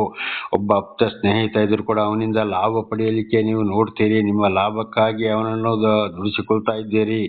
ಅನಾಥನನ್ನು ಕೂಡ ಚೀಟಿ ಹಾಕಲಿಕ್ಕೋಸ್ಕರ ನಿಮ್ಮ ಈ ಲೋಕದ ಜೀವನಕ್ಕಾಗಿ ಇವತ್ತು ಅವರ ಮೇಲೆ ಕೂಡ ನೀವು ಕರುಣೆ ತೋರದವರಾಗಿದ್ದೀರಿ ನೀವು ಅಂತೇಳಿ. ಹಾಗೆ ಏನು ಮಾಡ್ತಾರೆ, ಇಲ್ಲಿ ಸತ್ಯವನ್ನು ಅರಿಯದವರು ಈ ಲೋಕದ ಜನಗಳಿಗೆ ಏನು ಮಾಡ್ತಾರೆ, ದೇವರ ವಿಷಯದಲ್ಲಿ ಅವರು ಬಹಳ ವಿರೋಧಿಯಾಗಿರ್ತಾರೆ. ಆವಾಗ ನಾವು ದೇವರೊಂದಿಗೆ ಜೀವಿಸುವಾಗ ಕಷ್ಟ, ಸಂಕಟ, ದುಃಖಗಳು ಬರುವಾಗ ಈ ರೀತಿ ಮಾತನಾಡ್ತಾರೆ. ಅದಕ್ಕೆ ಯೋಬ ಅವರಿಗೆ ಆ ರೀತಿ ಹೇಳಿದ. ಹಾಗೆ ಇವತ್ತು ಲೋಕದ ಜನಗಳು ಹಾಗೆ ಏನೇ ಆದರೂ ಕೂಡ ನಾವು ದೇವರಿಂದ ದೂರ ಹೋಗಬಾರದು. ದೇವರೇ ನಡೆಸುವವನಾಗಿದ್ದಾನೆ. ದೇವರು ಯಾರನ್ನು ಪ್ರೀತಿ ಮಾಡ್ತಾರೋ ಅವರಿಗೆ ಈ ರೀತಿ ಕಷ್ಟ, ಸಂಕಟ, ದುಃಖಗಳು ಲೋಕದವರಿಂದ ಬರುತ್ತದೆ. ಆದರೂ ದೇವರು ಎಂದಿಗೂ ಕೈ ಬಿಡುವವನಲ್ಲ. ದೇವರ ನಾಮಕ್ಕೆ ಸ್ತೋತ್ರವಾಗಲಿ. 28ನೇ ವಚನ. ಈಗ ದಯಮಾಡಿ ನನ್ನನ್ನು ನೋಡಿರಿ, ನಿಮ್ಮ ಮುಖದೆದುರಿಗೆ ನಾನು ಸುಳ್ಳಾಡುವೆನೋ? ನೋಡಿ, ಮತ್ತೆ ಹೇಳ್ತಾ ಇದ್ದೇನೆ, ನನ್ನ ಮುಖವನ್ನು ನೀವು ನೋಡ್ರಿ, ನನ್ನಲ್ಲಿ ಯಾವುದು ಸುಳ್ಳು ಇದೆ ನಾನು ಮಾತಾಡೋದ್ರಲ್ಲಿ ಹೇಳಿ, ಯಾವುದಾದ್ರೂ ಇದ್ದನ್ನೇ ತೋರಿಸಿಕೊಡಿ ಅಂತ ಹಿಂದೆ ಕೂಡ ಯೋಬ ಹೇಳಿದ್ನು. ಹಾಗೆ ಅದಕ್ಕೆ ಸರಿಯಾದ ಜೀವಿತ ನಮ್ಮಲ್ಲಿ ಕೂಡ ಇರಬೇಕು. ನಾವು ಲೋಕದವರೊಂದಿಗೆ ನಮ್ಮ ಕಷ್ಟ, ಸಂಕಟ, ದುಃಖ ಬಂತು ತಲೆ ಸುಳ್ಳುವುದಾಗ ಮೋಸ, ಅನ್ಯಾಯ ಹೇಳುವಂಥದ್ದಲ್ಲ. ಸತ್ಯವಾಗಿ ಯಥಾರ್ಥವಾಗಿ ಇರಬೇಕು. ಅದಕ್ಕೆ ದೇವರೇ ನ್ಯಾಯ ತೀರಿಸುವವರಾಗಿದ್ದಾರೆ. ನಮ್ಮ ಜೀವಿತ ಕೂಡ ಹೀಗೆ ಇರಬೇಕು. 29. ದಯವಿಟ್ಟು ನನ್ನ ವಿಚಾರಣೆಗೆ ತಿರುಗಿಕೊಳ್ಳಿರಿ, ಅನ್ಯಾಯವಾಗದಿರಲಿ. ಮತ್ತೆ ವಿಮರ್ಶೆಗೆ ತಿರುಗಿಕೊಳ್ಳಿರಿ, ನನ್ನ ವ್ಯಾಜ್ಯವು ನ್ಯಾಯವಾದದ್ದು. ಖಂಡಿತವಾಗಿ ನನ್ನ ವಿಚಾರಣೆ ಮಾಡೋದಕ್ಕೆ ನೀವು ತಿರುಗಿಕೊಳ್ಳಿರಿ. ಅನ್ಯಾಯವಾಗದಿರಲಿ, ಅನ್ಯಾಯ ಆಗುವುದೇ ಬೇಡ. ನನ್ನನ್ನು ನೀವು ವಿಮರ್ಶೆ ಮಾಡಿ, ಅಂದರೆ ಬಹಳ ರೀತಿಯಲ್ಲಿ ನನ್ನನ್ನು ತಿಳಿದುಕೊಳ್ಳಿ. ನೀವು ನನ್ನ ವ್ಯಾಜ್ಯ ನ್ಯಾಯವಾದದ್ದೇ. ಯಾವುದೇ ಕಾರಣಕ್ಕೂ ನಾನು ನ್ಯಾಯವನ್ನು ಬಿಟ್ಟು ಬರುವುದಿಲ್ಲ, ದೇವರನ್ನು ಬಿಟ್ಟು ಬರುವುದಿಲ್ಲ, ನ್ಯಾಯವನ್ನು ಬಿಡುವುದಿಲ್ಲ, ಸತ್ಯವನ್ನು ಬಿಡುವುದಿಲ್ಲ ಅಂತೇಳಿ ಯೋಬ ಧೈರ್ಯವಾಗಿ ಹೇಳ್ತಾ ಇದ್ದಾನೆ. ಹಾಗೆ ಇವತ್ತು ನಾವು ಕೂಡ ಇದೇ ರೀತಿಯಲ್ಲಿ ಜೀವಿಸಬೇಕಾಗಿದೆ. ಯಾವುದೇ ಕಷ್ಟ, ಸಂಕಟ, ದುಃಖ ಬರಲಿ, ಲೋಕದವರು ಹೇಗೆ ಹೋಗಲಿ, ವಿರೋಧಿಗಳಿಗೆ ತಕ್ಕಾದ ಉತ್ತರವನ್ನು ಕೊಟ್ಟು ಅವರ ಮುಂದೆ ನಾವು ಜಯಿಸಬೇಕಾಗಿದೆ. ಲೋಕದವರು ನಮ್ಮ ಮೇಲೆ ಪ್ರೀತಿ ಇಡದಿದ್ರೆ ಜಯಿಸಿದ್ರು ನಮಗೆ ಬೇಡ, ಪ್ರೀತಿ ಇಲ್ಲದರೂ ಬೇಡ. ನಮಗೆ ದೇವರು ನಮ್ಮನ್ನು ಪ್ರೀತಿ ಮಾಡಿದರೆ ಸಾಕು. ದೇವರೊಂದು ದೃಷ್ಟಿಯಲ್ಲಿ ನಾವು ಪರಿಶುದ್ಧರಾಗಿ ನಡೆದರೆ ಸಾಕು. ದೇವರ ನಮಗೆ ಸ್ತೋತ್ರವಾಗಲಿ. 30ನೇ ವಚನ. ರುಚಿ ವಿಮರ್ಶೆಯಲ್ಲಿ ನನ್ನ ನಾಲಿಗೆಯು ತಪ್ಪು ಮಾಡುತ್ತದೋ? ನನ್ನ ಅಂಗಳವು ವಿಪತ್ತುಗಳ ನ್ಯಾಯವನ್ನು ವಿಮೋಚಿಸಲಾರದೋ? ನೋಡಿ, ನನಗೆ ಅದು ತಿನ್ನಬೇಕು, ಇದು ತಿನ್ನಬೇಕು, ನನಗೆ ರುಚಿ ಬೇಕು, ಅದು ಬೇಕು, ಇದು ಬೇಕು ಅಂತ ನಾನು ಅದಕ್ಕೇನಾದರೂ ಹೋಗಿದ್ದೇನೆಯೋ? ರುಚಿಯಾದ ಆಹಾರ ಪದಾರ್ಥಗಳನ್ನು ನಾನು ಹೊಂದಿದ್ದೇನೆಯೋ? ಇಲ್ಲ. ಏನು ಸಿಕ್ಕಿದೆ ಅದರಲ್ಲಿ ನಾನು ತಿನ್ನುತ್ತಾ ದೇವರ ಹಿಂದೆ ಹೋಗ್ತಾ ಇದ್ದೇನೆ ಅಂತ ಹೇಳ್ದ. ಹಾಗೆ ಇವತ್ತು ಅನೇಕರು ಏನು ಮಾಡ್ತಾ ಇದ್ದಾರೆ, ದೇವ್ರನ್ನ ಅರಿತವರು ಕೂಡ ಅಯ್ಯೋ ಅಲ್ಲಿ ಕಬಾಬು, ಇಲ್ಲಿ ಕಬಾಬು, ಅಲ್ಲಿ ಪಾಯಸ, ಇಲ್ಲಿ ಬಿರಿಯಾನಿ, ಇಲ್ಲಿ ಆ ಫ್ರೈ, ಇಲ್ಲಿ ಫ್ರೈ, ರುಚಿಯಾದುದನ್ನೇ ಮಾಡಿ ಆಡಂಬರವನ್ನು ಮಾಡುವವರಾಗಿದ್ದಾರೆ. ಇದು ಲೋಕದ ಜನಗಳು. ಆದರೆ ದೇವರು ಆರಿಸಿಕೊಂಡವರು, ದೇವರೊಂದಿಗೆ ಯಾರು ಹೋಗ್ತಾರೆ, ರುಚಿಯಾದ ಆಹಾರ ಪದಾರ್ಥಕ್ಕೆ ಹೋಗುವುದಿಲ್ಲ, ಅವರನ್ನು ಮೇಲೆ ಏರಿಸಿಕೊಳ್ಳಕ್ಕೆ, ಅಲಂಕಾರಕ್ಕೆ ಹೋಗುವುದಿಲ್ಲ, ನಾಶವಾಗುವಂಥ ಈ ಲೋಕದ ವಿಷಯದಲ್ಲಿ ಹೋಗುವುದಿಲ್ಲ. ಅವರು ಏನು ಮಾಡ್ತಾರೆ, ದೇವರ ವಾಕ್ಯವನ್ನ ಕೈಗೊಂಡು ತನ್ನನ್ನು ತಾನೇ ತಗ್ಗಿಸಿಕೊಂಡು ಮುಂದೆ ಹೋಗ್ತಾ ಇದ್ದಾರೆ. ಅಪೊಸ್ತಲ ಪೌಲರು ಹೇಳಿದ್ದಾರೆ, ನಾನು ಇರುವುದರಲ್ಲಿ ತೃಪ್ತಿ ಪಡೋದಕ್ಕೆ ನಾನು ಕಲಿತುಕೊಂಡಿದ್ದೇನೆ, ನಾನು ಐಶ್ವರ್ಯವಂತನಾಗಿದ್ದೇನೆ ಎಂಬುದಾಗಿ. ಹಾಗೆ ಇವತ್ತು ದೇವರನ್ನ ಅರಿತುಕೊಂಡಾಗ, ದೇವರನ್ನ ಅರಿತರು ಯಾವ ಜನಾಂಗ ಯಾರೇ ಆಗಲಿ, ಸತ್ಯ ದೇವರನ್ನು ಅರಿತುಕೊಂಡಾಗ ಯಾರು ಆಡಂಬರ ಐಶ್ವರ್ಯಮ ಜೀವನವನ್ನ ಮಾಡ್ಕೊಂಡು ಹೋಗ್ತಾರ, ಖಂಡಿತವಾಗಿ ಅವರು ದೇವರೊಂದಿಗಿಲ್ಲ, ದೇವರಂತವ್ರನ್ನ ಕೈ ಬಿಟ್ಟಿದ್ದಾರೆ ಅಂತ ಇದರ ಅರ್ಥವಾಗಿದೆ. ಇದನ್ನು ಬಹಳ ಸಲ ಕೂಡ ನಾವು ನೋಡಿಕೊಂಡಿದ್ದೇವೆ. ಯೆಶಾಯ 1ನೇ ಅಧ್ಯಾಯ 1-17 ಇದನ್ನು ನೋಡುವಾಗ ನಾವು ಅದರಿಂದ ಅಲ್ಲಿ ಕೂಡ ಸ್ಪಷ್ಟವಾಗಿ ಇದನ್ನು ತಿಳಿದುಕೊಳ್ಳಬಹುದು. ನನ್ನ ಅಂಗಳವು ವಿಪತ್ತುಗಳು ನ್ಯಾಯ ಅನ್ಯಾಯವನ್ನು ವಿಮೋಚಿಸಲಾರದೋ. ನೋಡಿ, ಮನೆಯ ಮುಂದೆ ಅಂಗಳ ಇರುವ ಮಣ್ಣು ಕೂಡ ಸಾಕ್ಷಿ ನೋಡ್ತದೆ, ಅದು ಕೂಡ ನನ್ನ ಪರವಾಗಿ ಸಾಕ್ಷಿ ಹೇಳ್ತದೆ, ಅದು ಕೂಡ ನಮ್ಮ ಮಾತನ್ನು ಕೇಳುವುದಿಲ್ಲವೋ ಅಂತ ಯೋಬ ಹೇಳಿದ್ದಾನೆ. ಯೆಶಾಯ 1ನೇ ಅಧ್ಯಾಯದಲ್ಲಿ ಯೆಹೋವ ದೇವರು ಕೂಡ ಇದನ್ನೇ ಹೇಳಿದರೆ. ಯೆಹೋವ ಅಂದ್ರೆ ಪರಮಾತ್ಮ ಅಂತ ಅದರ ಅರ್ಥ. ಇಬ್ರೂ ಭಾಷೆಯಲ್ಲಿ ಯೆಹೋವ, ನಮ್ಮ ಸಂಸ್ಕೃತದಲ್ಲಿ ಪರಮಾತ್ಮ, ಕನ್ನಡದಲ್ಲಿ ಕೂಡ ಪರಮಾತ್ಮ ಅಂತ ಅದರ ಅರ್ಥವಾಗಿದೆ. ದೇವರ ನಾಮಕ್ಕೆ ಸ್ತೋತ್ರವಾಗಲಿ. ಭೂಮಿ ಕೇಳು, ಆಕಾಶ ಮಂಡಲವೇ ಆಲಿಸು ನನ್ನ ಮಾತನ್ನು ಅಂತ ಯೆಹೋವ ದೇವರು ಕೂಡ ಇಸ್ರೇಲರು ತಪ್ಪು ಮಾಡಿದಾಗ ಬೇಸರದಲ್ಲಿ ಆಕಾಶದ ಮೇಲೆ ಭೂಮಿಯ ಮೇಲೆಯೂ ಆಣೆ ಇಟ್ಟಿದ್ದಾರೆ. ಭೂಮಿ ಕೇಳು, ಆಕಾಶವೇ ನನ್ನ ಮಾತನ್ನು ಆಲಿಸಪ್ಪ ನೀನು ಅಂತೇಳಿ ದೇವರ ನಾಮಕ್ಕೆ ಸ್ತೋತ್ರ. ಹಾಗೆ ಸತ್ಯವಂತರ ಮಾತು, ಸತ್ಯ, ನೀತಿ, ನ್ಯಾಯವನ್ನು ಪ್ರತಿಯೊಂದನ್ನು ಕೂಡ ಭೂಮಿಯು ಕೂಡ ಆಲಿಸುವಂಥದ್ದಾಗಿದೆ. ಅದಕ್ಕೆ ಅಲ್ಲಿ ಯೋಬನು ಹೇಳ್ತಾನೆ, ನನ್ನ ಅಂಗಳವು ವಿಪತ್ತುಗಳು ನ್ಯಾಯವನ್ನು ವಿಮೋಚಿಸಲಾರದೋ. ಈ ಮಣ್ಣು ಕೂಡ ನನ್ನ ಪರವಾಗಿ ಮಾತನಾಡ್ತದೆ, ಸಾಕ್ಷಿ ಹೇಳ್ತದೆ, ಪ್ರತಿಯೊಂದನ್ನು ಮಣ್ಣು ಕೂಡ ತೆಗೆದುಕೊಳ್ತದೆ ಅಂತ. ಆದ್ದರಿಂದ ಬಹಳ ಎಚ್ಚರವಾಗಿರಬೇಕು. ದೇವರು ನಮ್ಮನ್ನು ಕರೆದುಕೊಂಡ ಮೇಲೆ, ನಮ್ಮನ್ನು ನಡೆಸ್ತಾ ಇರುವಾಗ, ನಾವು ದೇವರಿಂದ ಹೋಗುವಾಗ ಅನೇಕ ಕಷ್ಟ, ಸಂಕಟ, ದುಃಖಗಳು ಬಂದರೆ, ಕುಟುಂಬದವರು, ಹೆಂಡತಿ, ಮಕ್ಕಳು ಎಲ್ಲ ಬಿಟ್ಟು ಹಾಕಿದರು, ಯಾರಿಗೂ ಬೇಡದವರಾದರೂ, ಲೋಕದವರು ಹೀಯಾಳಿಸಿದ್ರು ಕೂಡ ನಾವು ಯಥಾರ್ಥವನ್ನ ಬಿಡಬಾರದು. ದೇವರ ನಾಮಕ್ಕೆ ಸ್ತೋತ್ರವಾಗಲಿ. ಇದನ್ನು ಹಿಂದೆ ಹೇಳಿದಾಗೆ ರಾಮನಗರ ಜಿಲ್ಲೆಯ ಒಂದು ತಾಲೂಕಿನ ಒಂದು ಗ್ರಾಮದಲ್ಲಿ ಅಂಗವಿಕಲ ಒಂದು ಹುಡುಗಿಯನ್ನು ತಂದೆ ತಾಯಿ ಕೂಡ ಬಿಟ್ಟು ಹಾಕಿದ್ದಾರೆ. ಏನೋ ಅವರ ಪರಿಸ್ಥಿತಿ ಹೇಳತೀರದು, ಆದರೆ ದೇವರನ್ನು ಮಾತ್ರ ಬಿಡಲಿಲ್ಲ. ಬಾಯಿ ಎತ್ತಿ ಮಾತಾಡಿದರೆ ದೇವರ ವಾಕ್ಯವನ್ನೇ ಮಾತಾಡ್ತಾ ಇದ್ದಾರೆ. ನನಗೂ ಕೂಡ ಅದೇ ವಿಷಯವನ್ನು ಸಹೋದರಿ ಹೇಳ್ತಾರೆ, ಬ್ರದರ್ ಏನೇ ಅದ್ರ ಹಿಂದೆ ಹೋಗ್ಬಾರ್ದು, ನಮಗೆ ದೇವರಿದ್ದಾರೆ, ಬರುವಂಥದ್ದೆಲ್ಲ ಬರಲಿ ಅಂತೇಳಿ ಅಂಗವಿಕಲೆ ಹುಡುಗಿ, ದೇವರ ನಮಗೆ ಸ್ತೋತ್ರವಾಗಲಿ. ಸಪ್ರೇಟ್ ಆಗಿ ತಂದೆ ತಾಯಿ ಕೂಡ ಬಿಸಾಡಿಬಿಟ್ಟಿದ್ದಾರೆ, ಹೊರಗಡೆ ಹಾಕಿದ್ದಾರೆ ಹುಡುಗಿಯನ್ನ. ದೇವರ ನಾಮಕ್ಕೆ ಸ್ತೋತ್ರವಾಗಲಿ. ಯಥಾರ್ಥವನ್ನು ಬಿಡಲಿಲ್ಲ. ಈ ಜೀವಿತ ಇವತ್ತು ನಮ್ಮಲ್ಲಿ ಬೇಕು. ಯಾವುದೇ ಕಾರಣಕ್ಕೂ ದೇವರ ವಾಕ್ಯಕ್ಕೆ ನಮಗೆ ಕಷ್ಟ ಬಂದು ತಿಳಿಯವಿದೆಯಾಗಿ ಹೋಗಬಾರ್ದು. ಇದು ಒಂದು ಶೋಧನೆಯೂ ಆಗಿದೆ. ದೇವರ ನಾಮಕ್ಕೆ ಸ್ತೋತ್ರವಾಗಲಿ. ಈಗ 7ನೇ ಅಧ್ಯಾಯ 1ನೇ ವಚನ. ಲೋಕದಲ್ಲಿ ಮನುಷ್ಯನಿಗೆ ದುಡಿಯುವ ವಾಯ್ದೆಯುಂಟಲ್ಲವೇ, ಅವನ ದಿನಗಳು ಕೂಲಿ ಅವನ ದಿನಗಳಂತೆ ಕಳೆಯುತ್ತವೆ. ದೇವರ ನಾಮಕ್ಕೆ ಸ್ತೋತ್ರವಾಗಲಿ. ಇಡೀ ಭೂಲೋಕದಲ್ಲಿ ಮನುಷ್ಯನಿಗೆ ಪ್ರತಿಯೊಬ್ಬರು ಇಷ್ಟು ಸಮಯ ದುಡಿಬೇಕು, ಹೀಗೆ ಇರಬೇಕು, ಇಂಥದನ್ನು ಅನುಭವಿಸಬೇಕು ಅಂತೇಳಿ ಒಂದು ವಾಯ್ದೆ ಉಂಟಲ್ಲ ಅಂತೇಳಿ. ಹಾಗೆ ಪ್ರತಿ ಒಂದು ಮನುಷ್ಯನಿಗೆ ದೇವರು ಪ್ರತಿಯೊಂದು ದಿವಸ, ನಿಯಮ, ಕೆಲಸ ಪ್ರತಿಯೊಂದನ್ನು ಅಲ್ಲಿ ಏನು ಮಾಡಿದ್ದಾರೆ, ಅಲ್ಲಿ ನಿಗದಿ ಮಾಡಿ ಇಟ್ಟಿದ್ದಾರೆ. ಅದನ್ನು ಅನುಭವಿಸಲೇಬೇಕು. ಪ್ರತಿಯೊಂದು ಬರುವಂಥದ್ದು ದೇವರಿಂದಲೇ. ಒಳ್ಳೆಯದಕ್ಕೆ ಒಳ್ಳೆಯದು, ಕೆಟ್ಟದಕ್ಕೆ ಕೆಟ್ಟದೇ, ನಾನಾ ರೀತಿಯಲ್ಲಿ. ಒಳ್ಳೆಯದರಲ್ಲಿ ತಪ್ಪಿ ಹೋದಾಗ, ಕೆಟ್ಟು ಹೋದಾಗ ದೇವರಲ್ಲಿ ಏನು ಮಾಡ್ತಾರೆ, ಅಲ್ಲಿ ದೇವರ ಮೇಲೆ ಕೆತ್ತುವವರಾಗಿದ್ದಾರೆ. ಪ್ರತಿಯೊಂದು ಬರೋದು ದೇವರದ್ದೇ. ಸಮಯ ಬರುವಾಗ ದೇವರು ನನ್ನನ್ನು ಮೇಲಕ್ಕೆತ್ತುತ್ತಾರೆ ಅಂತ ಇದರ ಅರ್ಥವಾಗಿದೆ. ಅವನ ದಿನಗಳು ಕೂಲಿ ಅವನ ದಿನದಂತೆ ಕಳೆಯುತ್ತವೆ. ಕಷ್ಟ, ಸಂಕಟ, ದುಃಖಗಳು, ಪ್ರತಿಯೊಂದು ಮನುಷ್ಯನು ಇಷ್ಟೇ ದಿವಸ ಹೀಗೆ ಬದುಕಬೇಕು, ಹೀಗೆ ಆಗಬೇಕು, ಹೀಗೆ ಹೋಗಬೇಕು ಅಂತಲೇ ಪ್ರತಿ ಒಂದು ದೇವರಿಂದಲೇ. ಅವರ ದಿವಸ ಮುಗಿದ ಮೇಲೆ ಪ್ರತಿಯೊಬ್ಬನಲ್ಲಿ ಸಾಯಲೇಬೇಕು. ಭೂಲೋಕದಲ್ಲಿರುವ ಪ್ರತಿ ಒಂದು ಮನುಷ್ಯನು ಕೂಲಿಯವನಾಗಿದ್ದಾನೆ. ಈಗ ಉದಾಹರಣೆಗೆ ನಮ್ಮ ಭಾರತ ದೇಶದಲ್ಲಿ ದೊಡ್ಡ ಅಧಿಕಾರಿ ಅಂದರೆ ಯಾರು, ರಾಷ್ಟ್ರಪತಿ. ಅವರು ಕೂಡ ಇವತ್ತು ಕೂಲಿಯ ಕಾರಣ. ಯಾಕೆ ಸಂಬಳ ತಗೊಳ್ಳೋದಿಲ್ವಾ? ತಗೊಳ್ತಾರೆ. ಪ್ರಧಾನಮಂತ್ರಿ ಇರ್ಬೋದು, ಯಾವುದೇ ಮಂತ್ರಿಗಳು ಇರ್ಬೋದು, ಏನೇ ಇರ್ಬೋದು, ಅವರು ಕೂಡ ಕೂಲಿಗಳೇ. ಯಾಕೆಂದರೆ ಅವರು ಇವತ್ತು ಸಂಬಳ ತಗೊಳ್ಳೋದಿಲ್ವಾ? ಜನಗಳ ಸಂಬಳ, ಜನಗಳ ದುಡ್ಡಾಗಿದೆ ಇವತ್ತು. ಮುಖ್ಯಮಂತ್ರಿ, ಆ ಮಂತ್ರಿ, ಈ ಮಂತ್ರಿ ಎಲ್ಲರೂ ಕೂಲಿಗಳೇ, ಸಂಬಳ ತಗೊಳ್ಳೋದಿಲ್ವಾ? ದೇವರ ನಮಗೆ ಸ್ತೋತ್ರ. ಹಾಗೆ ಇಲ್ಲಿ ಯೋಬನು ಕೂಡ ಅದನ್ನು ಹೇಳ್ತಾರೆ, ವಾಯ್ದೆ ಉಂಟಲ್ಲ ಅಂತ, ಅವನ ದಿನಗಳು ಕೂಲಿ ಅವನ ದಿನಗಳಂತೆ ಕಳೆಯುತ್ತವೆ. ಪ್ರತಿಯೊಬ್ಬನು ದೇವರು ಕೊಟ್ಟ ದಿವಸ ಮುಗಿದ ಮೇಲೆ ಹೋಗಲೇಬೇಕು. ಅಲ್ಲಿವರೆಗೆ ದೇವರ ದರ್ಶನವಾದ ಮೇಲೆ ಆಗ ನಾವು ಏನು ಮಾಡಬೇಕು, ಈ ಯೋಬನ ಹಾಗೆ ಯಥಾರ್ಥದಿಂದ ಇಲ್ಲಿಂದ ಮುಂದೆ ಜೀವಿಸಬೇಕು, ನಮಗೆ ಜೀವಮಾನ ಇರುವಷ್ಟು ದಿವಸ ದೇವರೊಂದಿಗೆ ಜೀವಿಸಬೇಕು. ಇತರರು ಏನೇ ಹೇಳಲಿ ಏನೇ ಮಾಡಲಿ ನಾವು ಹಿಂದೆ ತೆಗೆಯಬಾರದು, ನಮ್ಮ ಯಥಾರ್ಥವನ್ನು ಯೋಬನ ಹಾಗೆ ಬಿಡಬಾರದು ಅಂತ ಇದರ ಅರ್ಥವಾಗಿದೆ. 2ನೇ ವಚನ 7:2. ನಾನು ಸಂಜೆಯನ್ನು ಬಯಸುವ ದಾಸನಂತೆಯೂ ಕೂಲಿಯನ್ನು ನಿರೀಕ್ಷಿಸುವ ಆಳಿನಂತೆಯೂ ಇದ್ದೇನೆ. ನೋಡಿ, ಯಾವಾಗ ಸಾಯಂಕಾಲ ಆಗ್ತದಪ್ಪ, ಯಾವಾಗ ನಿದ್ದೆ ಬರ್ತದೆ ಅಂತೇಳಿ ಕಾಯ್ತಾ ಇದ್ದ ಕೂಲಿಯನ್ನು ನಿರೀಕ್ಷಿಸುವ ಕೆಲಸ ಮಾಡಿದ ನನಗೆ ಯಾವಾಗ ಸಂಬಳ ಕೊಡ್ತಾರಪ್ಪ ಈ ಸಾಹುಕಾರಗಳು ಯಜಮಾನರುಗಳು ಅಂತ ಹೇಳಿ ಕಾಯ್ತಾ ಇರ್ತಾರೋ, ಅದೇ ರೀತಿ ನನಗೆ ದೇವರು ಯಾವಾಗ ನನ್ನನ್ನು ನಿರೀಕ್ಷೆ ಕೊಡ್ತಾನೆ, ನನಗೆ ಈ ಕಷ್ಟದಿಂದ ಬಿಡುಗಡೆ ಮಾಡ್ತಾರೆ ಅಂತೇಳಿ ಕಾಯ್ತಾ ಇದ್ದೇನೆ ಅಂತ ನಾವು ಕೂಡ ಅದೇ ರೀತಿ ದೇವರ ಉಪಕಾರವನ್ನು ಕಾಯುವವರಾಗಿರಬೇಕು.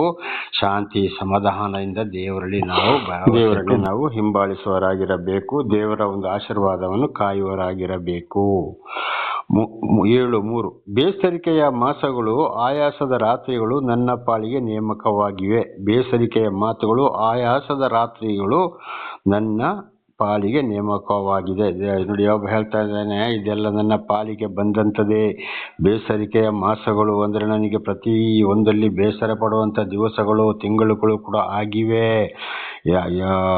ಆಯಾಸದ ರಾತ್ರಿಗಳು ನನ್ನ ಪಾಲಿಗೆ ರಾತ್ರಿ ಕೂಡ ಇಂಥ ಆಯಾಸ ಕಷ್ಟ ಸಂಕಟ ದುಃಖವನ್ನು ನಾನು ಅನುಭವಿಸಲೇಬೇಕೆಂಬುದಾಗಿ ದೇವರ ಚಿತ್ತವಾಗಿದೆ. ಆದರೆ ದೇವರೇ ನನ್ನನ್ನು ನಡೆಸ್ತಾ ಇದ್ದಾನೆ ಅಂತ ಹೇಳುವಂಥ ಯೋಬ ಏನು ಮಾಡ್ದ, ಸರಿಯಾಗಿ ದೇವರಲ್ಲಿ ಭರವಸೆ ಇಟ್ಟ, ದೇವರನ್ನು ಅರಿತುಕೊಂಡವನಾಗಿದ್ದಾನೆ. ಆದರೆ ಈ ಯೋಬನಿಗೆ ಇಂಥ ಒಂದು ಧೈರ್ಯ ಶಾಂತಿ ಸಮಾಧಾನ ಬರಬೇಕಾದ್ರೆ ಕಾರಣ ಕೂಡ ಯಾರ್ದದು, ದೇವರ ಆಶೀರ್ವಾದ ಇಲ್ಲದೆ ಯೋಬನಿಂಥ ಕಷ್ಟದಲ್ಲಿ ಕೂಡ ದೇವರನ್ನು ಹಿಂಬಾಲಿಸಲು ಸಾಧ್ಯವೇ ಇಲ್ಲ. ಅದಕ್ಕೆ ನೋಡಿ, ಹೆಂಡತಿ ಕೂಡ ಬಿಟ್ಟು ಹೋದಾಗ ಏನು ಹೇಳ್ದ, ಮೂರ್ಖಳಂತೆ ಯಾಕೆ ನೀನು ಮಾತಾಡ್ತೀಯ, ದೇವರು ಕೊಟ್ಟ ದೇವರು ತಕೊಂಡ ಅಂತೇಳಿ. ಇವತ್ತು ಈ ಮಾತು ನಮ್ಮಲ್ಲಿ ಬರ್ತಾ ಇದೆಯೋ, ನಮಗಿಂತ ಕಷ್ಟ ಸಂಕಟ ದುಃಖಗಳು ಬಂದರೆ, ಒಂದು ವೇಳೆ ಬಂದರೆ ದೇವರಿಂದಲೇ ಆ ಮಾತು ಬಂತು ಅಂತ ಇದರ ಅರ್ಥವಾಗಿದೆ. ಈ ಒಂದು ಧೈರ್ಯ ಸಾಮರ್ಥ್ಯ ಬರಬೇಕಾದ್ರೆ ಅದು ದೇವರೇ ಕಾರಣ. ಅದಕ್ಕೆ ಯೋಹಾನ 15ನೇ ಅಧ್ಯಾಯ 5ನೇ ವಚನದ ಕೊನೆಯಲ್ಲಿ, ನನ್ನನ್ನು ಬಿಟ್ಟು ನೀವು ಏನೂ ಮಾಡಲಾರಿರಿ, ಎಲ್ಲವೂ ನನ್ನಿಂದಲೇ ಎಂಬುದಾಗಿ ಧರ್ಮೋಪದೇಶ ಕಾಂಡದಲ್ಲಿ ಕೂಡ ಬರೆಯಲ್ಪಟ್ಟಿದೆ. ಹಿಂದೆ ಯೋಬನು ಕೂಡ ಅದನ್ನೇ ಹೇಳಿದ್ದಾನೆ. ಹಾಗೆ ಈ ರೀತಿಯಲ್ಲಿ ನಮ್ಮ ಜೀವಿತ ಮುಂದುವರಿಯಬೇಕಾಗಿದೆ. 4ನೇ ವಚನ 7:4. ಮಲಗುವ ವೇಳೆಯಲ್ಲಿ ಯಾವಾಗಲೂ ಏಳುವೆನೋ ಅಂದುಕೊಳ್ಳುವೆನು, ರಾತ್ರಿಯು ಬೆಳೆಯುತ್ತಾ ಹೋಗುತ್ತದೆ, ಉದಯದವರೆಗೂ ಹೊರಹೊರಳಿ ಸಾಕಾಗುತ್ತದೆ. ಮಲಗುವ ವೇಳೆಯಲ್ಲಿ ಯಾವಾಗ ಏಳುವೆನೋ ಅಂದುಕೊಳ್ಳುವೆನು. ದೇವರ ನಮಗೆ ಸ್ತೋತ್ರವಾಗಲಿ. ಮಲಗುವಾಗ ನೋಡಿ, ನಾಳೆ ಬೆಳಿಗ್ಗೆ ಇನ್ನೊಂದ್ಸಲ ಯಾವಾಗ ಬೆಳಗಾಗ್ತದೋ ಅಂತೇಳಿ ಯಾವಾಗ ಹೇಳ್ತೇನೆ ಬೆಳಗಾಗ್ತೇನೆ ಅಂತೇಳಿ ನಾನು ಕಾಯ್ತಾ ಇದ್ದೀನಿ. ರಾತ್ರಿ ಎಲ್ಲ ಬೆಳೆಯುತ್ತಾ ಹೋಗುತ್ತದೆ. ಹಾಗೆ ಇವತ್ತು ಏನಾಗ್ತದೆ, ದೇವರಲ್ಲಿ ಆಯಾಸ ಇದ್ದವರಿಗೆ ಕಷ್ಟ ಸಂಕಟ ದುಃಖದಲ್ಲಿ ಬರುವಾಗ ರಾತ್ರಿ ಇಡೀ ಕೂಡ ಯೋಚನೆಗಳು ಬರ್ತಾ ಇರ್ತವೆ. ಆಗ ಏನು ಹಗಲು ಯಾವಾಗ ಸಾಯಂಕಾಲ ಬರ್ತದೋ ಮಲಗ್ತೀವೋ ಅಂತ ಒಂದು ಯೋಚನೆ ಬರ್ತದೆ. ಆಮೇಲೆ ರಾತ್ರಿ ಮಲಗಿದ ಮೇಲೆ ಅಯ್ಯೋ ನಾನಾ ಥರದ ಯೋಚನೆಗಳು. ಅಂಥ ಟೈಮಲ್ಲಿ ಕೂಡ ನಾವು ದೇವರನ್ನು ಸ್ತುತಿಸುತ್ತಾ ಕೊಂಡಾಡುತ್ತಲೇ ಇರಬೇಕು. ಕಷ್ಟ ಸಂಕಟ ದುಃಖದಲ್ಲಿ ಇರುವಾಗ ರಾತ್ರಿ ಮಲಗಿದಲ್ಲಿ ಕೂಡ ಯಾರು ದೇವರಿಗೆ ಸ್ತೋತ್ರ ಅವರ ಬಾಯಲ್ಲಿ ಬರ್ತದೋ, ಪ್ರಾರ್ಥನೆ ಮಾಡಿಕೊಂಡು ಇರ್ತಾರೋ ಅಂಥವರು ಖಂಡಿತವಾಗಿ ಸರಿಯಾಗಿ ದೇವರಿಂದ ಆಶೀರ್ವಾದ ಹೊಂದಿದ್ದಾರೆ ಅಂತ ಇದರ ಅರ್ಥವಾಗಿದೆ. ರಾತ್ರಿ ಬೆಳೆಯುತ್ತಾ ಹೋಗ್ತದೆ. ರಾತ್ರಿ ಇಡೀ ಎಚ್ಚರಾದಾಗ ಅವರ ಬಾಯಲ್ಲಿ ದೇವರ ಸ್ತೋತ್ರ ಬರ್ತದೆ, ದೇವರ ವಾಕ್ಯಗಳು ಯೋಚನೆ ಬರ್ತದೆ, ಅಲ್ಲೇ ಪ್ರಾರ್ಥನೆ ಕೂಡ ಮಾಡೋರಾಗಿದ್ದಾರೆ. ಉದಯವದರವರೆಗೂ ಹೊರಳಿ ಸಾಕಾಗುತ್ತದೆ. ಬೆಳಗಾಗುವವರೆಗೂ ಕೂಡ ಆ ಕಡೆ ಈ ಕಡೆಗೆ ಯಾವಾಗ ಬೆಳಗಾಗ್ತದೋ ಯಾವಾಗ ಹೇಳ್ತೇನೆ ಅಂತ ಯೋಚನೆ ಮಾಡ್ತಾರೆ. ಒಬ್ಬೊಬ್ರು ಏನು ಮಾಡ್ತಾರೆ, ಅದೇ ಸಮಯದಲ್ಲಿ ಎದ್ದು ಕೂತು ದೇವರಲ್ಲಿ ಮಾತನಾಡೋರಾಗಿರ್ತಾರೆ, ಅಂದರೆ ಪ್ರಾರ್ಥನೆ ಮಾಡೋರಾಗಿರ್ತಾರೆ. ಇದು ದೇವರು ಕೊಟ್ಟಂತ ಸಮಯವಾಗಿದೆ. ಸಂಪೂರ್ಣವಾಗಿ ಕಷ್ಟ ಸಂಕಟ ದುಃಖಗಳಿದ್ದರೂ ದೇವರಿಂದ ಬಂದಿದೆಂಬುದಾಗಿ ತಿಳಿದು ದೇವರಲ್ಲಿ ಪ್ರಾರ್ಥಿಸ್ತಾ ಇರುವವರಾಗಿದ್ದಾರೆ. ಬದಲಾಗಿ ದೇವರಿಗೆ ವಿರುದ್ಧವಾಗಿ ಮಾತನಾಡುವುದಿಲ್ಲ. ಇದು ಯೋಬನ ಜೀವಿತದಲ್ಲಿ ಬಂದಂಥದ್ದು. ಇದು ಇವತ್ತು ಯಾರ ಜೀವಿತದಲ್ಲಿ ಇದೆಯೋ ದೇವರು ಅವರನ್ನು ಆರಿಸಿಕೊಂಡಿದ್ದಾರೆ ಅಂತ ಇದರ ಅರ್ಥವಾಗಿದೆ. ದೇವರ ನಾಮಕ್ಕೆ ಸ್ತೋತ್ರ. 5ನೇ ವಚನ. ಹುಳಗಳು ಮಣ್ಣು ಹೊಕ್ಕಳೆಗಳು ನನ್ನ ಮಾಂಸವನ್ನು ಮುಸುಕಿವೆ, ಬಿರಿದ ಚರ್ಮವು ಕೂಡುತ್ತಾ ಬಂದು ಬಿರಿಯುತ್ತಿದೆ. ನಮಗೆ ಸ್ತೋತ್ರವಾಗಲಿ. ನೋಡಿ, ಹುಳಗಳು ಮಣ್ಣು ಹೊಕ್ಕಳೆಗಳು ನನ್ನ ಮಾಂಸವನ್ನು ಮುಸುಕಿ ಅಂದರೆ ಹುಳ ಆಗುವಷ್ಟು ಕರಗಿ ಹೋಗಿದೆ. ಆ ರೀತಿಯಲ್ಲಿ ಪರಿಸ್ಥಿತಿ ಬಂದು ಹೋಗಿದೆ. ಅವನಲ್ಲಿ ಆಕಾರಗಳಿಲ್ಲ. ಇವತ್ತು ಹುಳ ಆಗುವ ಮಾಂಸಗಳು ಯಾವ ರೀತಿ ಇರ್ತವೆ ಅದೇ ರೀತಿ ನಂದು ಕೂಡ ಆಗಿ ಹೋಗಿದೆ ಅಪ್ಪ. ಮಣ್ಣು ಹಕ್ಕಳೆಗಳು ಕೂಡ ಬಿರಿದ ಚರ್ಮವು ಕೂಡುತ್ತಾ ಬಂದು ಬಿರಿಯುತ್ತದೆ. ನನ್ನ ಚರ್ಮವು ಕೂಡ ಬಿರುಕು ಬಿಡ್ತಾ ಇದೆ. ಆ ಪರಿಸ್ಥಿತಿಗೆ ಬಂದು ಹೋದ ಯೋಬ. ಅಂದರೆ ಇನ್ನು ಯೋಬನಲ್ಲಿ ಪ್ರಾಣ ಹೋಗುವುದು ಒಂದೇ ಬಾಕಿ. ಆ ಮಟ್ಟಕ್ಕೆ ಬಂದರೂ ಕೂಡ ಯೋಬ ದೇವರ ಮೇಲೆ ಇರುವಂಥದ್ದು ಧೈರ್ಯ, ಭರವಸೆಯನ್ನ, ವಿಧೇಯತೆಯನ್ನು ಬಿಡಲಿಲ್ಲ. ದೇವರ ಮೇಲೆ ಇರುವ ಪ್ರೀತಿ, ಇದು ದೇವರೇ ಯೋಬನನ್ನು ನಡೆಸಿದ್ರಿಂದ ಆ ಒಂದು ಧೈರ್ಯ, ಶಾಂತಿ ಬರಲು ಕಾರಣ. ಆದರೂ ಯೋಬನ ಬಾಯಿಯಲ್ಲಿ ದೇವರ ದೂಷಣೆ ಒಂದೇ ಒಂದು ಬರಲಿಲ್ಲ, ಯಥಾರ್ಥವನ್ನ ಬಿಡಲಿಲ್ಲ. ಇದು ಕೂಡ ನಮ್ಮ ಜೀವಿತದಲ್ಲಿ ಇದನ್ನು ಕೂಡ ನಾವು ಅಳವಡಿಸಿಕೊಳ್ಬೇಕಾಗಿದೆ. ಯಾರ ಜೀವಿತದಲ್ಲಿ ಹೀಗೆ ಇದೆಯೋ, ಯೋಬನನ್ನು ಆರಿಸಿಕೊಂಡಾಗೆ ಅಂಥವ್ರನ್ನು ಕೂಡ ದೇವರು ಆರಿಸಿಕೊಂಡಿದ್ದಾರೆ ಅಂತ ಇದರ ಅರ್ಥವಾಗಿದೆ. 6ನೇ ವಚನ, ನನ್ನ ದಿವಸಗಳು ಮಗ್ಗದ ಲಾಳಿಗಿಂತ ವೇಗವಾಗಿ ನಿರೀಕ್ಷೆ ಇಲ್ಲದೆ ಕಳೆದು ಹೋಗುತ್ತವೆ. ನೋಡಿ, ನನ್ನ ದಿವಸಗಳು ದಿವಸ ಉರುಳುತ್ತಾ ಹೋಗ್ತವೆ, ಬೇಗ ಹೋಗ್ತಲೇ ಇವೆ ಅಂತೇಳಿ. ಹಾಗಾದ್ರೆ ಯಾಕೆ ಯೋಬ ಹೀಗೆ ಹೇಳ್ತಾನೆ ಅಂದ್ರೆ, ಖಂಡಿತವಾಗಿ ಕಷ್ಟ ಸಂಕಟ ಇದೆ, ದಿವಸ ಹೋಗೋದು ಅವನಿಗೆ ಗೊತ್ತಾಗೋದಿಲ್ಲ. ಹಾಗೆ ಇದನ್ನು ಕೂಡ ಒಂದು ಕಡೆ ನಾವು ಓದ್ತೇವೆ, 1 ವರ್ಷಗಳು 1 ದಿವಸ ಇದ್ದಾಗೆ ಅಂತೆ, 1 ದಿವಸ ಇದ್ದಾಗೆ 1 ವರ್ಷ ಇದ್ದಾಗೆ ಅಂತೆ ದೇವರಿಗೆ. ಆಗ ದೇವರು ಯಾರನ್ನ ಪ್ರೀತಿ ಮಾಡ್ತಾರೋ ಅಂಥವರಿಗೆ ಯಾವುದೇ ಕಷ್ಟ ಸಂಕಟ ದುಃಖಗಳು ಬಂದರೂ ದಿವಸ ಕಳೆಯೋದು ಕೂಡ ಗೊತ್ತಾಗೋದಿಲ್ಲ. ಆ ರೀತಿಯಲ್ಲಿ ದೇವರು ಅವರಿಗೆ ಶಾಂತಿ ಸಮಾಧಾನವನ್ನು ಕೂಡ ಕೊಡ್ತಾರೆ ಅಂತ ಇದರ ಅರ್ಥವಾಗಿದೆ. ದೇವರ ನಾಮಕ್ಕೆ ಸ್ತೋತ್ರ. ಎಲೆ ನನ್ನ ಜೀವವು ಗಾಳಿಯಂತೆ ಇದೆಯಂತಲೂ ನನ್ನ ಕಣ್ಣು ಇನ್ನು ಸುಖವನ್ನು ಕಾಣುವುದಿಲ್ಲವೆಂತಲೂ ನೆನಪು ಮಾಡಿಕೋ.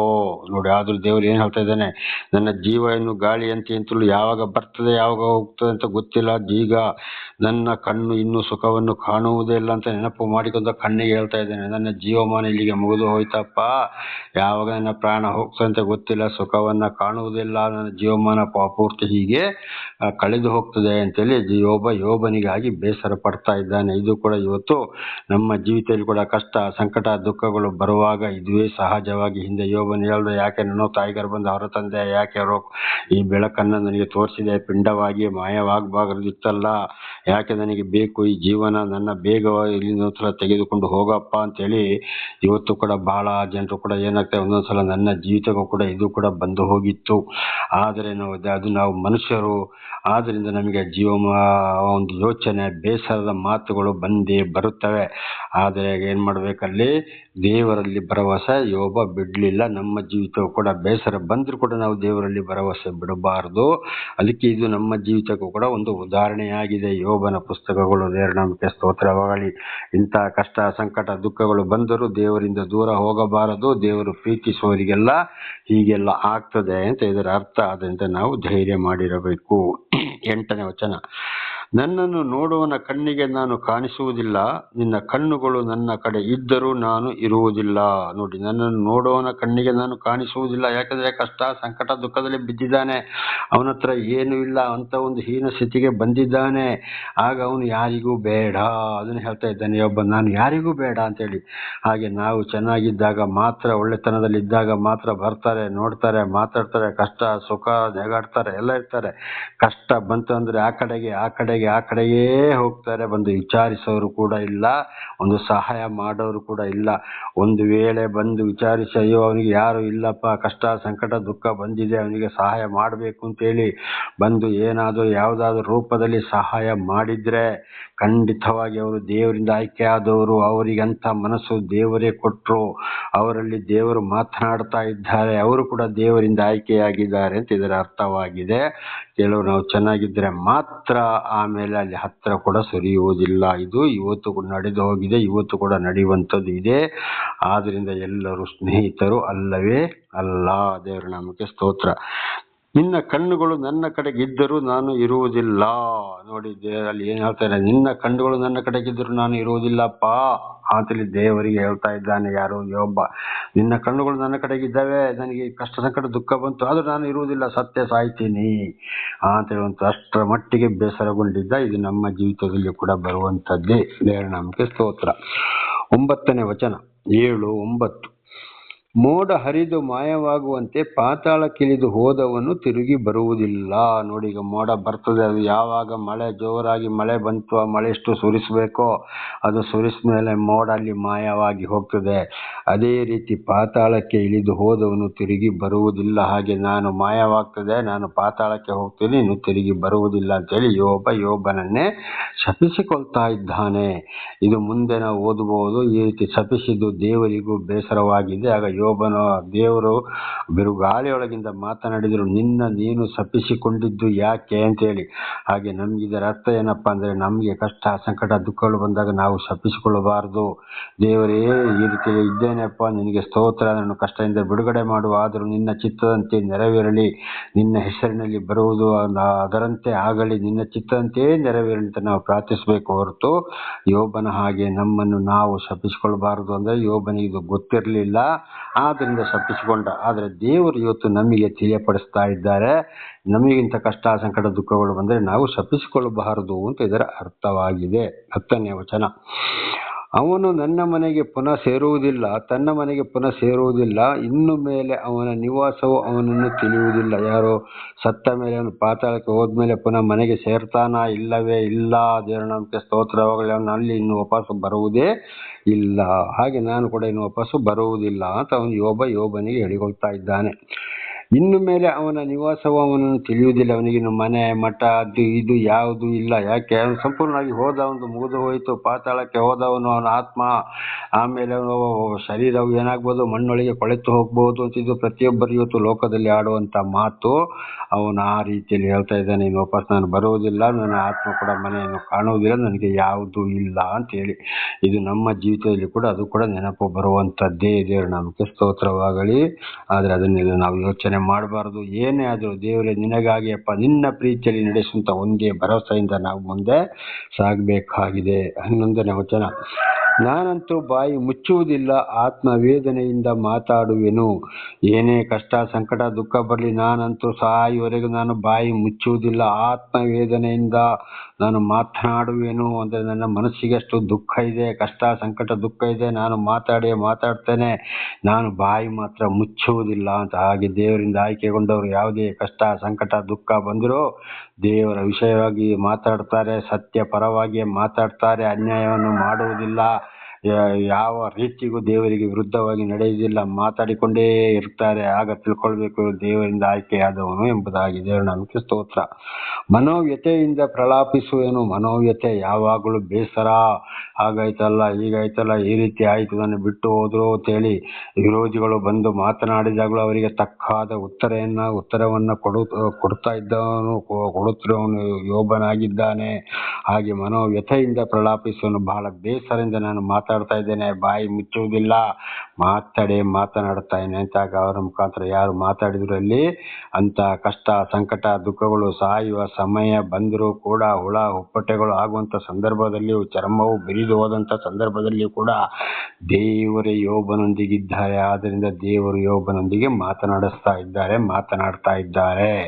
ಹಾಗೆ ಇವತ್ತು ನಮ್ಮ ಜೀವಿತದಲ್ಲಿ ಅನೇಕ ಕಷ್ಟ ಸಂಕಟ ದುಃಖಗಳು ಬಂದಾಗ ಸತ್ಯವನ್ನೇ ಮಾತಾಡ್ತಾ, ದೇವರ ವಿಷಯವನ್ನ ಮಾತನಾಡ್ತಾ, ಇತರರನ್ನು ಖಂಡಿಸ್ತಾ ಯಾರು ಹೋಗ್ತಾರೋ ಅಂಥವರೊಂದಿಗೆ ದೇವರೇ ಮಾತನಾಡ್ತಾರೆ. ಅವರ ಪರವಾಗಿ ದೇವರು ನಿಂತಿದ್ದಾರೆ ಅಂತ ಅರ್ಥ ಮಾಡಿಕೊಳ್ಳಬೇಕು. ದೇವರು ನಮಗೆ ಸ್ತೋತ್ರವಾಗಲಿ.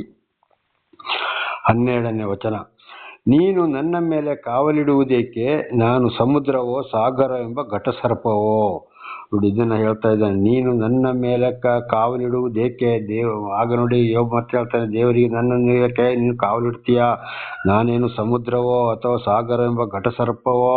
ನಾನು ಅಷ್ಟೊಂದು ದೊಡ್ಡ ಮಿಗಿಲಾದ ಮನುಷ್ಯನು, ನನ್ನ ಮೇಲೆ ನೀನು ಯಾಕೆ ಕಾವಲಿಡ್ತೀಯ ಅಂತ ದೇವರಿಗೆ ಪ್ರಶ್ನೆ ಮಾಡ್ತಾ ಇದ್ದಾನೆ. ಯಾರು? ಯೋಬ.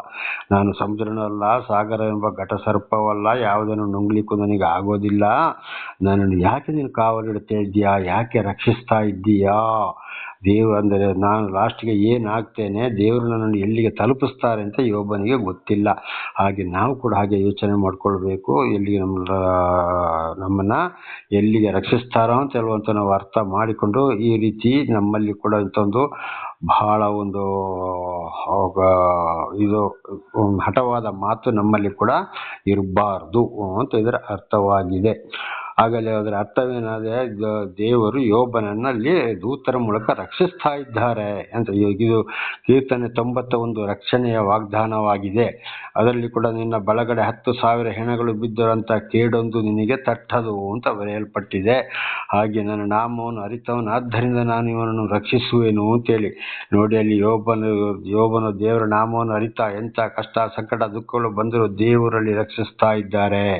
ಅದು ಯೋಬನಿಗೆ ಗೊತ್ತಿಲ್ಲ. ಅದಕ್ಕೆ ಯೋಬನ ಮೂಲಕ ಯೋಬನ ಮನಸ್ಸಲ್ಲಿ ಮಾತಾಡ್ತಾನೆ, ನೀನು ನನ್ನ ಮೇಲೆ ಕಾವಲಿಡುವುದೇಕೆ, ನಾನು ಯಾರು, ನಾನು ಎಷ್ಟರವನು, ನಾನು ನಿನ್ನ ಸೃಷ್ಟಿ ಅಲ್ಲವೇ ಅಂತ ಹೇಳುವಂಥ ಅರ್ಥ. ಹಾಗೆ ನಮ್ಮನ್ನು ಕೂಡ ಅಂಥವ್ರನ್ನು ದೇವರೇ ರಕ್ಷಿಸುವವರಾಗಿದ್ದಾರೆ. ದೇವರ ನಾಮಕ್ಕೆ ಸ್ತೋತ್ರವಾಗಲಿ. ದೇವರಿಗೆ ಯಾರು ಬೇಕು ಅಂಥವ್ರನ್ನ ಆರಿಸಿಕೊಂಡು ಎಂಥ ಕಷ್ಟ ಸಂಕಟ ದುಃಖಗಳು ಬಂದರೂ ಕೂಡ ಎಂಥ ವೈರಿಗಳಿಂದಲೂ ಕೂಡ ದೇವರು ಅಂಥವ್ರನ್ನ ರಕ್ಷಿಸುವವರಾಗಿದ್ದಾರೆ. 13ನೇ ವಚನ, ನನ್ನ ಹಾಸಿಗೆಯು ನನ್ನನ್ನು ಸಂತೈಸುವುದು, ನನ್ನ ಮಂಚವು ನನ್ನ ಬಾಧನೆಯನ್ನು ಹೊರುವುದು ಅಂದುಕೊಳ್ಳುವಾಗ. ನಮಗೆ ಸ್ತೋತ್ರವಾಗಲಿ. ನನ್ನ ಹಾಸಿಗೆಯು ನನ್ನನ್ನು ಸಂತೈಸುವುದು. ನೋಡಿ, ಮಲಗಿದಾಗಲೂ ಕೂಡ ಮಲಗಿದಲ್ಲಿ ಯೋಬನಿಗೆ ಮತ್ತು ಶಾಂತಿ ಸಮಾಧಾನ ಬರ್ತಿತ್ತು. ಹೇಳ್ತಾನೆ, ನನಗೆ ನನ್ನ ಹಾಸಿಗೆ ನನಗೆ ಬೋಧನೆ ಮಾಡ್ತಾ ಇದೆ, ನನಗೆ ಸಮಾಧಾನ ಕೊಡ್ತಾ ಇದೆ ಅಂತ. ಹಾಗೆ ನಾವು ಒಂದೊಂದ್ಸಲ ಮಲ್ಕೊಂಡು ಬೇಸರ ಮಾಡಿದ್ರು ಕೂಡ ಅಲ್ಲೇ ನಮಗೆ ಶಾಂತಿ ಸಮಾಧಾನ ಬರ್ತದೆ. ಅದು ಕೂಡ ದೇವರಿಂದಲೇ ಬರುವಂಥದ್ದು. ನನ್ನ ಮಂಚವು ನನ್ನ ಬಾಧನೆಯನ್ನು ಹೊರುವುದು ಅಂದುಕೊಳ್ಳುವಾಗ. ಈಗ ನೋಡಿ, ನಾವು ಮಲಗುತ್ತೇವೆ, ಒಳ್ಳೆ ನಿದ್ದೆ ಮಾಡ್ತೇವೆ, ನಮ್ಮ ಭಾರವನ್ನು ಯಾರು ಹೊತ್ತುಕೊಳ್ತದೆ? ಇಲ್ಲಿ ಮಂಚ ಹೊತ್ತುಕೊಳ್ತದೆ. ಹಾಗೆ ಆ ಸಮಯದಲ್ಲಿ ನಮ್ಮ ಭಾರವನ್ನು ಹೊರೋರು ದೇವರಾಗಿದ್ದಾರೆ. ನಮಗೆ ಅಂತಹ ಕಷ್ಟ ಸಂಕಟ ದುಃಖದಲ್ಲಿ ನಮಗೆ ಶಾಂತಿ ಸಮಾಧಾನ ಕೊಡುವವರು ಯಾರಾಗಿದ್ದಾರೆ? ದೇವರಾಗಿದ್ದಾರೆ. ಆದ್ದರಿಂದ ಯಾವಾಗಲೂ ಎಂಥ ಕಷ್ಟ ಸಂಕಟ ದುಃಖ ಬರಲಿ, ದೇವರು ದರ್ಶನ ಕೊಟ್ಟವರು ನಮ್ಮನ್ನು ನಡೆಸ್ತಿರುವಾಗ ನಾವು ದೇವರಿಂದ ದೂರ ಹೋಗಬಾರದು. ದೇವರನ್ನೇ ಹಿಂಬಾಲಿಸಿ ನಾವು ನಡೆಯಬೇಕಾಗಿದೆ. ನಾಳೆಯೂ ಇದು ಮುಂದುವರಿಯುವುದು. ಪ್ರಾರ್ಥನೆ ಮಾಡಿಕೊಳ್ಳೋಣ. ಸರ್ವ ಸೃಷ್ಟಿಕರ್ತನ ತಂದೆಯ ದೇವರೇ, ಮಗನ ದೇವರೇ, ಪರಿಶುದ್ಧಾತ್ಮನೇ, ನಿಮ್ಮ ನಾಮಕ್ಕೆ ಸ್ತೋತ್ರ ಸ್ವಾಮಿ. ಇವತ್ತು ನೀವೊಂದು ಸಂದೇಶವನ್ನು ನನ್ನ ಸಹೋದರ ಸಹೋದರಿಗೆ ನೀವು ತಿಳಿಯಪಡಿಸಿದ್ದಕ್ಕಾಗಿ ಸ್ತೋತ್ರ. ಅವರ ಜೀವಿತದಲ್ಲಿ ಕೂಡ ಇಂಥ ಅನೇಕ ಕಷ್ಟ ಸಂಕಟ ದುಃಖಗಳು ಬಂದಾಗ ನೀವು ಮಾಡಿದಂಥ ಅದ್ಭುತ ಕಾರ್ಯಗಳನ್ನು ನೆನಪು ಮಾಡಿಕೊಳ್ಳುವಂತೆಯೂ ಮುಂದೆ ನೆನಪು ಮಾಡಿಕೊಳ್ಳುವಂತೆಯೂ ನಿಮ್ಮನ್ನು ತಿಳಿದುಕೊಳ್ಳುವಂತೆಯೂ ನನ್ನ ಮೂಲಕ ನೀವು ತಿಳಿಯಪಡಿಸಿದ್ದಕ್ಕಾಗಿ ಸ್ತೋತ್ರ. ಅವರನ್ನು ಕೂಡ ಹೇರಳವಾಗಿ ಆಶೀರ್ವದಿಸಿರಿ. ನಿಮ್ಮೊಂದಿಗೆ ಜೀವಿಸಲು ಬೇಕಾದ ಶಾಂತಿ ಸಮಾಧಾನ ಆರೋಗ್ಯ ವಿಶೇಷವಾದ ಜ್ಞಾನ ಧೈರ್ಯವನ್ನು ಕೊಟ್ಟು ನಡೆಸಿರಿ. ಅವರವರ ಮಕ್ಕಳನ್ನು ಕೂಡ ನಡೆಸಿ ಅವರೆಲ್ಲರೂ ಇತರರಿಗೆ ಸಾಕ್ಷಿಗಳಾಗುವಂತೆ ಮಾರ್ಪಡಿಸಿರಿ. ನಾನು ಕೂಡ ಹೆಚ್ಚೆಚ್ಚಾಗಿ ತಿಳಿದುಕೊಳ್ಳುವಂತೆ ನೀವು ಮಾಡ್ತಾ ಇರುವುದಕ್ಕಾಗಿ ನಿಮಗೆ ಸ್ತೋತ್ರ. ನಿಮ್ಮೆಲ್ಲ ಉಪಕಾರಗಳಿಗಾಗಿ ಕೃತಜ್ಞತಾ ವಂದನೆಗಳು. ಯೇಸುವಿನ ನಾಮದಲ್ಲಿ ಪ್ರಾರ್ಥಿಸಿದ್ದೇನೆ ನಮ್ಮ ತಂದೆ, ಆಮೇನ್. ಇದನ್ನು ಕೇಳುತ್ತಿರುವ ನನ್ನ ಸಹೋದರ ಸಹೋದರಿ, ನಿಮಗೂ ನನ್ನ ಹೃದಯಪೂರ್ವಕವಾದಂಥ ಧನ್ಯವಾದಗಳು.